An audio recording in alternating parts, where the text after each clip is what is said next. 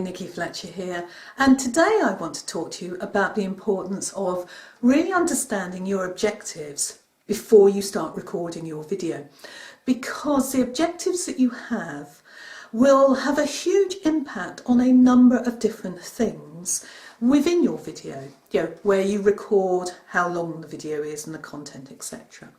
So you've got to be clear about your objectives. We all know that failing to plan is planning to fail. And it really is true when you're talking about video as well. Yes, it's important to do things off the cuff. Yes, it's important to be authentic and not sound as if you are being too scripted.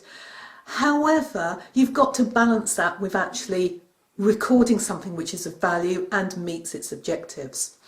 So let's first of all think about what types of videos can you record. Well, the obvious one for me is a training video, because that's what I record a lot of. So you've got a training module that you are covering, and your objective then is to cover all of the relevant material in the clearest, most concise, user-friendly way as possible. Another objective would be a video like this, which is more of an infomercial, if you like. It's imparting information to you, the viewer, which will hopefully be very useful to you. It's relevant to what you're doing. It might help solve a problem of yours, and yet it's not actually selling. What it's doing is helping to build relationships which are based on knowing somebody, liking somebody, trusting somebody.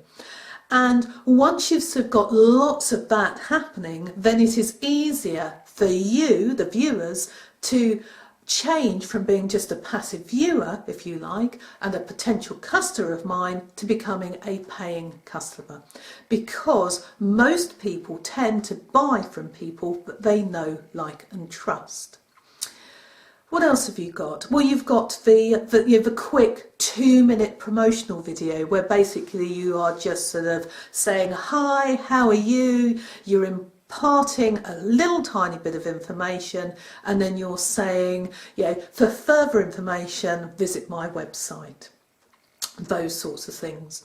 It might be that you have a video on your website where you are encouraging people to take some kind of action, like sharing your blog or commenting on the blog. So there are a number of different reasons why we record video in business, and you need to be clear about your objectives for this particular video, because it has an impact on things like, how long is the video? A promotional video that you are using for PR purposes should only be a maximum of 2, maybe 3 minutes at the most. It's got to be very short. However, a training video, I can hardly tell you what the subject matter is in the title in 3 minutes, let alone actually impart anything of any value. So your training videos are going to be much longer. But you still need to decide, are you going to do sort of training videos like me, which are all under 15 minutes, so that they're in tiny bite-sized pieces that can be easily fitted into a busy person's schedule? Or are you going to record videos which are about an hour long, so you can get into much more detail? And if you are doing an hour-long video, how are you going to sort of split it up? Are you going to have perhaps a transitional page or transitional frame which says, we've now finished this particular section, we're going to go on to this particular section, and it's easy to find out where that join is because I've got a particular logo or something. And your sales videos are going to be of varying length as well, depending perhaps on who you are actually trying to sell to. So the objectives of your video has a huge impact on how long your video is. And the objectives of the video and the length of the video then have a knock-on impact on the content of your video. You are not going to be able to include as much in a 2-minute video as you can include in a 5-minute video. Well, you can, but you end up talking incredibly quickly and nobody can understand, so what's the point anyway? So it does have this knock-on effect. Your objectives have a knock-on effect to the time you're going to length of your video and the content. It's also probably got an effect on things like what you wear. You know, I'm in my usual sort of top and scarf, because that's what I tend to you feel comfortable in, what I tend to use when I'm recording videos. And it makes sense because I am talking to aspiring entrepreneurs and business owners, etc. So I'm looking reasonably smart. However, I also hope that I look fairly approachable and friendly, because I'm not in a very sort of severe suit. It's not the right sort of thing for me to wear, though, if I'm a fitness instructor. You know, surely I should be wearing gym equipment, not equipment, but you know what I mean.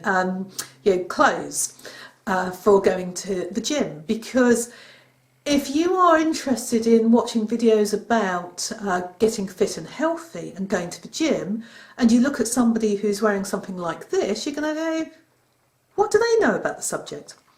So the objectives of your video and what your business is will have an impact on what you wear. It will also have an impact on where you do your video.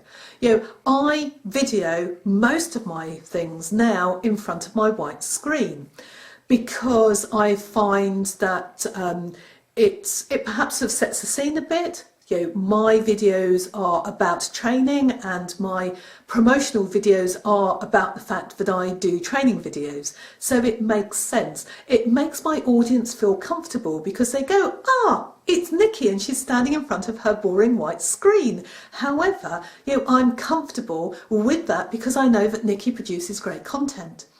But this isn't, again, going to be suitable for people who are perhaps talking about lifestyle changes or gardening.